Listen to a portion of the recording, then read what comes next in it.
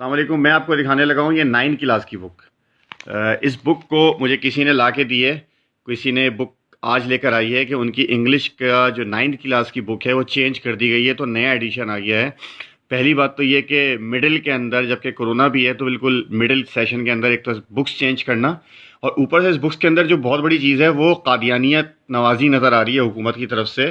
اور بہت واضح طور پر اس کے اندر یہ لکھا ہوا ہے کہ محمد صلی اللہ علیہ وسلم جو ہیں اس کے لاسٹ آف دی پروفٹ ہیں. یہ شاید نظر آ رہا ہوگا آپ کو. حضور صلی اللہ علیہ وسلم اس کے لاسٹ پروفٹ ہیں, لاسٹ پروفٹ, یہ بات ہو رہی ہے. صحیح ہے. اس کو اگر آپ پڑھیں گے تو جملہ اس طرح بنتا ہے کہ محمد صلی اللہ علیہ وسلم پیس be upon him is the last of the prophet. یہ بک ہے. اس پوری بک کے بعد یہ نئی بک ہے. اس کو دکھانا بیٹا تھوڑا. یہ نئی بک آئی ہے اور اس بک کے اندر انہوں نے لکھا ہوا ہے he was the prophet of Allah, اور اس کے اندر لاسٹ کا ورڈ ہٹا دیا گیا ہے. اچھا, یہ ساری باتیں ہم پہلے سے سن رہے تھے قادیانیت نوازی کی, اور بہت ساری ویڈیوز بھی موجود تھے الیکشن سے پہلے کہ وزیر اعظم عمران خان جو بعد میں وزیر اعظم بن گئے, ان سے قادیانیوں کی ڈیلنگ چل رہی تھی, اور بہت سارے شبہات و شبہات اور کہانیاں بھی تھیں. خیبر پختونخوا کی ہم نے کئی چیزیں پڑھی, اور بھی جگہوں پر پڑھا کہ بکس کے اندر جو ہے نا چینجنگ ہوتی رہتی ہے.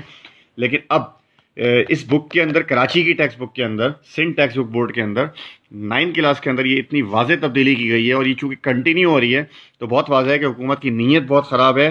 بہت واضح ہے کہ حکومت کسی خاص ڈیل اور ہڈن ایجنڈے کے تحت کام کر رہی ہے, اور حکومت کے علاوہ جو ریاستی جو ادارے ہیں شاید وہ بھی اس صورتحال کے اندر اس میں سپورٹ کر رہے ہیں یا ان کے انفارمیشن میں نہیں ہے.